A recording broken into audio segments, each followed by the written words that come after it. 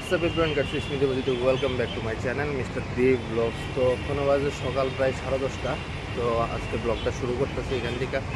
তো রুম থেকে বাইরেছি, যাইতেছি মাল লগে একটু সামনেই মার্কেটিং করার দিকে। তো মৌসুমি আজকে যাইতো না, দিকে ঘরের মধ্যে শুয়ে থাকবো, আর মা আর আমি শুধু যাবো, যাই সেটা হালকা পাতলা একটু শপিং করে আই।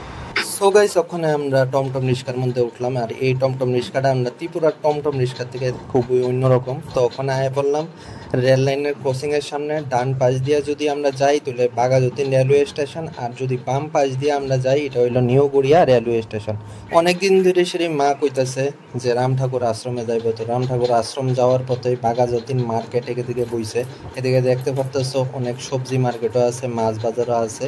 তো সকাল সকাল যেহেতু সবাই এইদিকে মার্কেটিং করতে আইছে, কলকাতার মধ্যে অনেক দিন হয়েছে আইলাম। তো মা কইতাছে আজকে রামচন্দ্র দেবের মন্দিরে যাইতাম।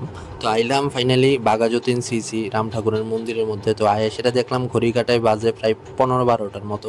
তো এদিকে এখন কীর্তন চলতেছে, আর আসা মাত্রই দেখা হয়ে গেল গা এদিকে শিব ঠাকুরের একটা মন্দির আছে। তো শিব ঠাকুরের এখানে নমস্কার করলাম, আর সামনেই দেখতে পারতেছে এদিকে রাম ঠাকুরের এদিকে শয়ন কক্ষ। মন্দিরটা যেহেতু আন্ডার কনস্ট্রাকশন, এদিকে বয়স আমি দিতে হইতাছে কারণ প্রচন্ড নয়েজ। এদিকে রাম ঠাকুর মন্দির থেকে বাইরে হইলাম, এটার নাম হইলো বাঘাযতীন চক্কর। এদিকে হইলো রেলওয়ে স্টেশন, আর সামনেই একটা কাপড়ের দোকান আছে।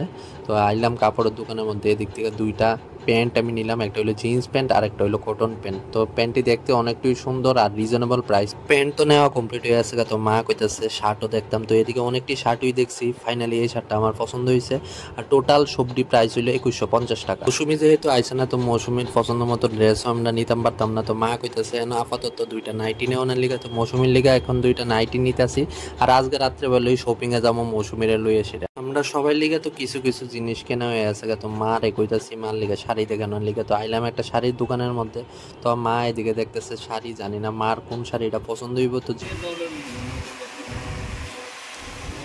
ফাইনালি এখন মার শাড়ি কিনা কমপ্লিট হয়ে গেছে। তো মা এখান থেকে নিল দুইটা শাড়ি। সো গাইস, ওখানে দুপুর বাজে প্রায় 2:30টার মতো। তো আমি আর মা বাইরে হইছি রুমের থেকে। তো রুমের মধ্যে আইসলাম শপিং করে, সেটা প্রায় 1:30টা নাগাদ। তো 1 ঘন্টার মতো একটু রেস্ট করার পর ওখানে যাইতাছি হসপিটালের সামনে দুপুরের লাঞ্চ আননের লিগা। তো সন্ধ্যার সময় আবার যাবো মৌসুমীর লিগা শপিং করানোর লিগা। তো ওখানে আইলাম পিয়ালেস হসপিটালের সামনে দত্ত কেবিনের মধ্যে দুপুরের লাঞ্চ নেওয়ানোর লিগা।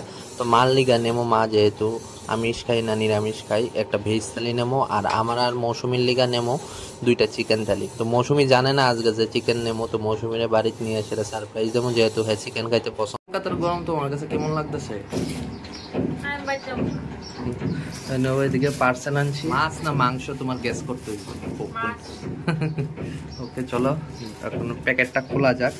আলু ভাজা, এদিকে আছে মিষ্টি চাটনি, এদিকে আছে স্যালাড, এদিকে আছে ডাল, এদিকে আছে একটা নিরামিষ সবজি, আর কৌ ইটিকিটা কৌ, আর এইদিকে চিকেন চিকেন চিকেন আনছি।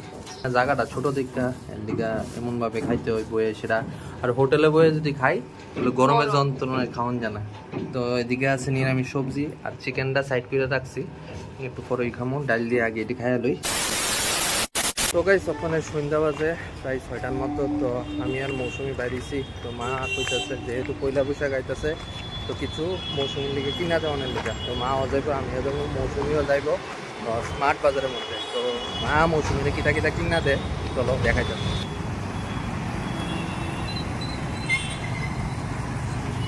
কিছুদিন পরে হইলো পয়লা বৈশাখ। তো পয়লা বৈশাখ উপলক্ষে স্মার্ট বাজারের সামনে জায়গাটা খুব সুন্দর করে সাজাইছে। তো লাস্ট বার আমি যে সময় আসলাম তখন এই লাইটিং দিয়ে আসলো না, এখন শুধু নতুন নতুন লাইটিং দেখা যাইতেছে। চলো এখন ভিতরে ঢুকা মাত্রই মৌসুমি ভয় পাইতেছে, লিফট দেওয়া বলে এখন উপরে যাইতে হইব। অ্যাকচুয়ালি হ্যাঁ লিফটের প্রচন্ডই ভয় পায়, আর এক্সিলেটারও ভয় পায়। স্মার্ট বাজারের সেকেন্ড ফ্লোরের মধ্যে এখন আয়া পড়লাম। এসে দেখতেছি এদিকে অনেকটি ফাস্ট ফুডের সেন্টারও আছে, এদিকে অনেকটি কাপড়ের দোকানও আছে। তো মৌসুমীর লিগা কাপড় কেনার লিগা আমরা ভিতরে ঢুকতেছি। ভিতরে যাই সেটি প্রথম যে শোরুমটার মধ্যে যাবো এটা হইলো ভিভা শোরুম। এখান থেকে মৌসুমীর একটা ড্রেস নেবো। প্রায় 15-20টা কুর্তি দেখার পর ফাইনালি মৌসুমীর একটা কুর্তি পছন্দ হয়েছে। এটার কালারটা খুবই মিষ্টি, আর প্রাইস রেঞ্জটাও খুব রিজনেবল প্রাইস, 899 টাকা, মানে 900 টাকার মতো নিছে। আর মৌসুমীর কাছে এটা খুবই পছন্দ হয়েছে। মৌসুমি ড্রেস কিনানোর পর এখন আইলাম ফার্স্ট ফ্লোরের মধ্যে। তো ফার্স্ট ফ্লোরের মধ্যে আসা মাত্রই দেখলাম এদিকে মেসিস পার্লারও আছে, এদিকের মেয়ের আরও সুন্দর সুন্দর ড্রেসের দোকানও আছে। আর সামনে গেলেই হইল স্মার্ট বাজার, আর এই পাশে হইল এক্সিলেটারের ঠিক উল্টো সাইডে হইল শ্রীনিকেতন কাপড়ের দোকান। তো এটার মধ্যে এখন ঢুকুম।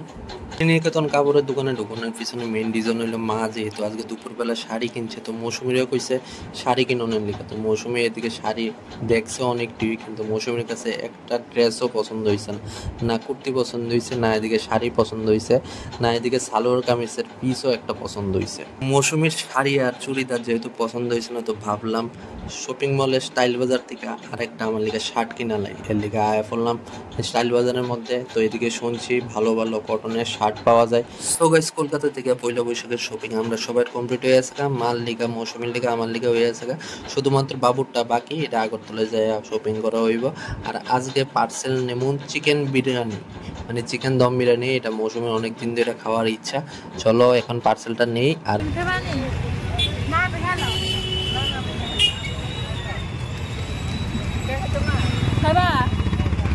তুমি তো কইসলা আগরতলার ভিতরে আমি তোমার দম বিরিয়ানি খাওয়াইতাম, তো আগরতলার দম বিরিয়ানি হয়েছে না, আনছি কলকাতার দম বিরিয়ানি। তো আজকে রাত্রেবেলার ডিনার হইলো চিকেন দম বিরিয়ানি। একটার ভিতরে দিছে লেগ পিস, একটার ভিতরে দিছে ব্রেস্ট পিস, আর এইটার মধ্যে হইলো স্যালাড।